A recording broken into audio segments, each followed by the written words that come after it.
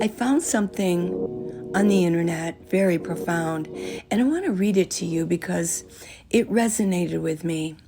Now, I just arrived at my hotel room, and you can watch me get ready and pull things out and put things away so that I can enjoy myself while I read this ever so profound message. Here we go. It's called Life's Lessons. One of life's greatest lessons is that yesterday is only as powerful as we allow it to be. Yesterday is an idea, a story, a movie that started and ended. Now, it's quite possible that story or that ending is disappointing, or it hurts to look back on. Perhaps a reminder of something that wasn't ideal, something you want to break away from. So the question is, why do we give that old story power? Why do we relive it and create this self-inflicted wound? See, the past undoubtedly played a critical role. It brought you to where you are now, and in many ways shaped your worldview and constitutes your beliefs. It was the very road to this moment, and there's value in that. But imagine this scenario. Imagine stepping into your car, turning the keys, and thinking to yourself that you can, in this very moment, only drive down the roads you drove on yesterday. Only associate with the street signs you know, the places you've already gone. Imagine now is determined by what you've already done. So adjust and get used to it. You would say that's outrageous, right? Yesterday's path has nothing to do with where I'm going now. Just like a boat's wake trailing off behind, it has nothing to do with where it's going next. The person holding the wheel controls that. We are saturated with freedom. There is so much opportunity and possibility and potential in front of us that we fail to see because we can't stop thinking about that fictitious story we call yesterday. We confuse the path we took then for the one we need now. What is and what was. The gateway to change is unshackling ourselves from those imaginary monsters. And more often than not, the answer isn't in finding some solution. It's in cutting ties with those things that no longer serve us. Then we see the world as it truly is. Then we see the magic laid out before us. I get that it's easier said than done. Leaving a part of us behind hurts. Looking in the mirror and being vulnerable enough to say, I can be more than this. It's not easy, but it's possible. And everything starts with how we see ourselves. And when we remain captives to the past, everything about who we think ourselves to be is outdated. We're neglecting one of our superpowers, the potential ability to restart. I was having lunch with a friend, and we're talking, and I mentioned to her that I was full. And she goes, well, then why are you still eating? And I'm like, because I paid for it, right? And I wanted to get my money's worth. And she says in a very pragmatic way, just because you paid for it doesn't mean you need to eat it, right? It's a sunk cost. Why don't you move on? And the whole thing seems silly, right? But it's like, yeah, if you're not hungry, don't eat. Move on. But in the grand scheme of things, how many of us keep on consuming that which doesn't serve us? How many of us stay too long when we should be letting go? We let the path behind us dictate the one before us. See, there's a tendency to overvalue what we know, to feel so invested in how things are, even when we're not happy or it's not healthy, that we'll take the pain of now over the potential for something greater. That's precisely why the unknown is so terrifying. It's not concrete. It's a world unsettled, and man, do we hate being unsettled. But what we fail to realize is that every time we close our eyes, we take a deep breath and work up the courage to step into that unknown, to leave yesterday behind us. Life gives us new places. It resets the stage. It provides new tools to build something incredible, something more ideal, more conducive to our goals, our hopes, and our dreams. And the thought is, well, but what if things become worse than they are right now? What if we move forward and I find myself more confused, more lost? What if things are more chaotic? And that may, for the moment, be true. But what we do is we adjust and learn things we never knew. We see things through a lens that we never could touch, things that we never thought existed. It wasn't in staying, but in leaving, that we rediscovered who we were meant to be, that we allowed our truest selves to flourish. And the worst case scenario, contrary to popular belief, it's not the world ends. No, the worst case scenario should be that you find the courage to move forward. Is that you end up right back where you started, a little more confident, a little bolder, and better prepared to live this life like you never had. All that's needed is for you to convince yourself that there is more. You just need to take the first step into the sunlight. That's the difference between reality and the story in your head. Reality is that this world has for you everything you need to change, to grow, to explore, to build a new life that means something. It has the support structures and the resources for you to pull yourself back up. Every time you fall, to say, okay, that hurt, but now let's try a different angle. The question is never whether the X on that treasure map exists. Trust me, it's there. The question is whether you can pause that story in your head, the tales of the dark, mean, and scary world trying to hold you down. Pause the idea that you're nothing more than you were of yesterday, that you're nothing more than how people knew you to be. Pause the idea that you're nothing without that job title or that relationship. Pause the idea that you need him or her or them in your life. Every day you wake up, you are a blank canvas. Who cares about yesterday? Who cares? Now, when you walk out your front door, where do you want to go? Now step outside that circle of familiarity. See how artificial and in some cases ridiculous those boundaries that we place ourselves in and around us. Life is an invitation. It's not a set of requirements.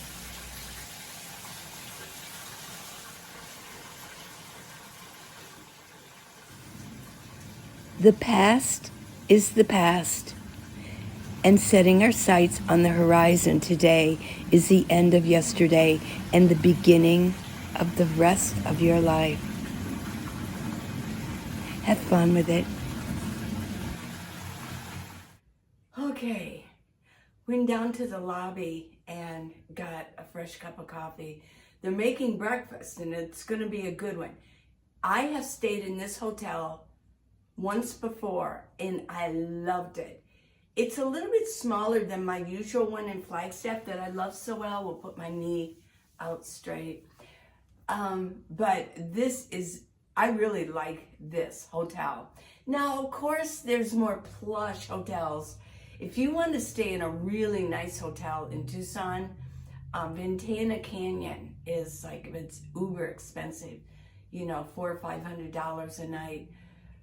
Well, that's plush. But for me, at my price, this is probably the best plush for my price. Really nice. I will mention that I know this is like a side note, but you know the tub, how it leans, and because I love to soak in a tub. It's one of the reasons I come to a hotel, so I can soak in a tub and help my skin, bring moisture into my skin, get all the dead skin off, just do all the girly stuff, right? Let me get a sip. Well, you know when you lay back in a tub, you know, some of your neck is all, you know, like, oh, it's uncomfortable. Well, I'm telling you what, this place, it is, somebody must have like researched it. The correct angle is perfect. It's absolutely perfect. This is a really nice place. It's not huge room, but what do I need a great big room for? I really don't. So they really have a nice breakfast. You'll see that. Well, guess what? Tomorrow is Thanksgiving. Yeah. I'm still going to do a little video. And you know who I'm going to do a video for? All those who don't have family. But it'll be a little message for all of you. I think I'll just do a coffee chat in the morning. Why not? I mean, I don't have anything to do in the morning. Most everything, I think this year Walmart said that they were going to close all their stores for Thanksgiving, get everybody a chance to be together. So that's pretty cool. Yeah. So there's going to be nothing going on for me in the morning. Nothing at all.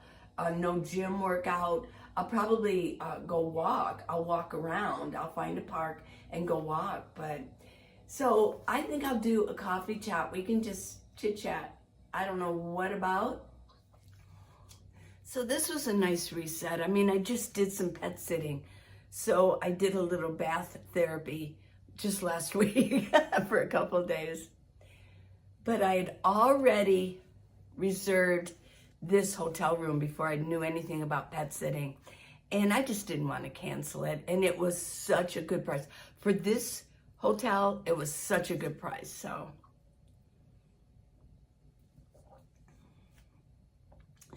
a lot of you have mentioned that you love me doing a video every single day. Hey, I don't mind at all. If this is nice for you, it's nice for me. Let me put this down. I think I've got a letter I wanted to read yesterday. Let's see.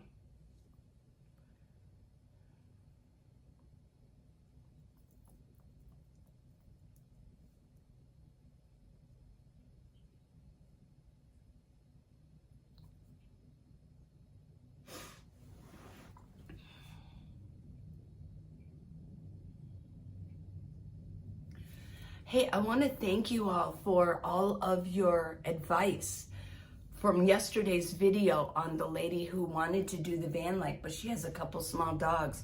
What is she going to do with them because she still needs to work? So you had some really good ideas, and I really thank you, Chad, for your idea, and it coordinated with mine, that if she worked early in the morning or like at night, the dogs would be fine if in case that it was in the summer. But also he mentioned to go into a little bit higher elevation, which most of us do anyways. I mean, we do that. He mentioned going to Colorado. As far as elevation goes, I would not do well in Colorado. When I go to Flagstaff, it's at 7,000 feet elevation. No, actually, it takes a good month to get used to the breathing. I just feel like I'm out of breath more. So going up to 8,000 or 9,000, it would really do me in. So I wouldn't be, some of us just can't do that. So I want to read this letter from Awake Kate. She sent me two really good ones. She says, I grew up in a large, beautiful house on a farm. My parents were incredibly lucky to inherit this farm. Wow. Mortgage free. Wow, that was lucky. This meant there was then money for all the fancy antique furniture, home decor, and leisure items. I've really struggled throughout my life at my inability to have the same lifestyle as my parents. No one was giving me anything, she said, you know. Yeah, I went through the same thing. Nobody gave me anything. I pretty much made my own way. And you know, that generation with your parents, they really did, I think that they did very well. They really did. And then I think their children, and things kind of peaked and now it's kind of moving downward. I would love to be able to let go of those unreasonable expectations and live a much simpler life in a van or RV. It's scary to let go of those dreams of the white picket fence. Yeah, remember that? Of a beautiful and decorated home. I've even contemplated going into debt to buy the family property from the estate.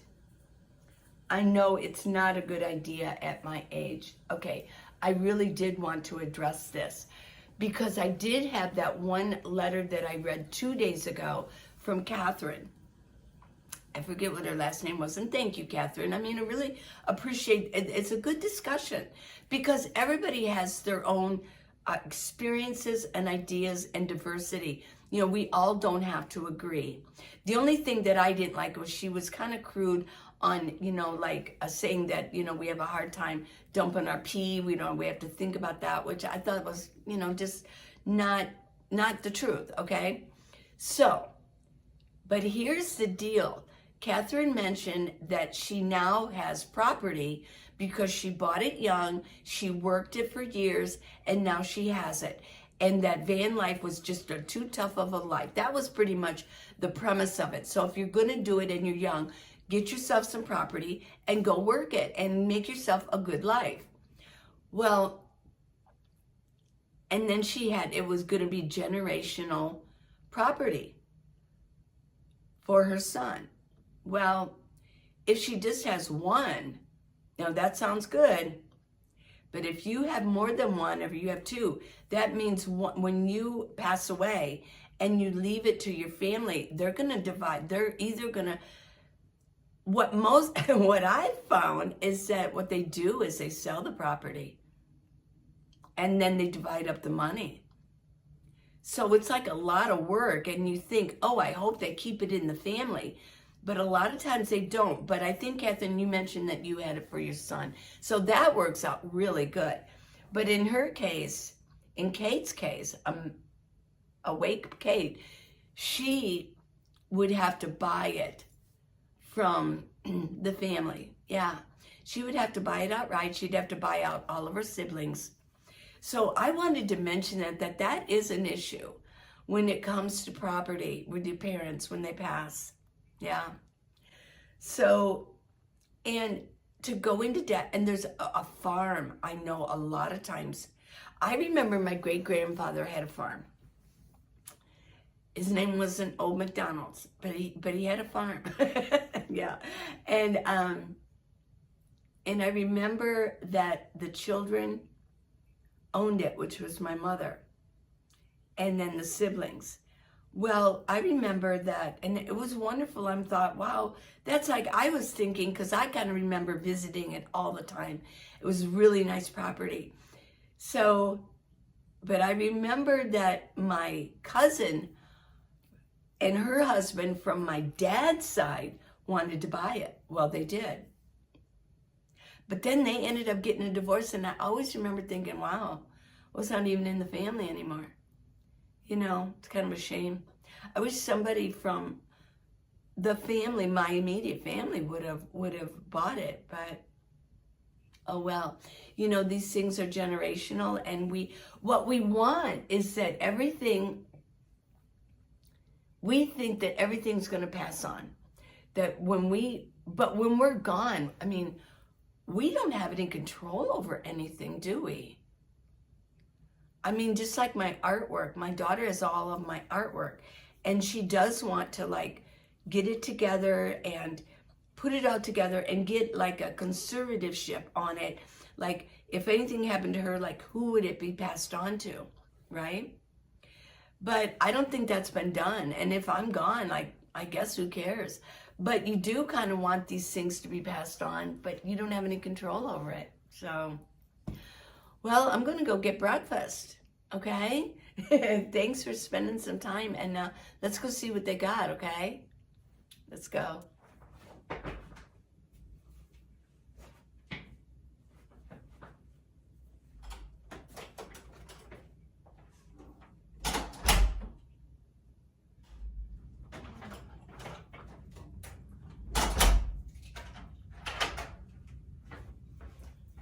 Okay. Well, I got the eggs and the sausage. They have so much. Oh my gosh. There's so much there. They got the system where you can make the waffles. And they got cereal. They've got Danish rolls. They've got, I don't know if I'm going to eat all of this, but I do want the eggs and I do want the protein because during the day I've been eating a lot of veggies. So for this meal, I just want to get some protein. Well, I hope you enjoyed this video. It's just a little bit of this and that. But I just wanted to share what I do. I know you like to see what I do, and this is what I'm doing today. But look for tomorrow's video on Thanksgiving morning. It'll be centered for all of you who don't have any place to go or anybody that you're gonna go visit or anybody to cook for you. So please subscribe and give me a thumbs up. I love you guys. Love you.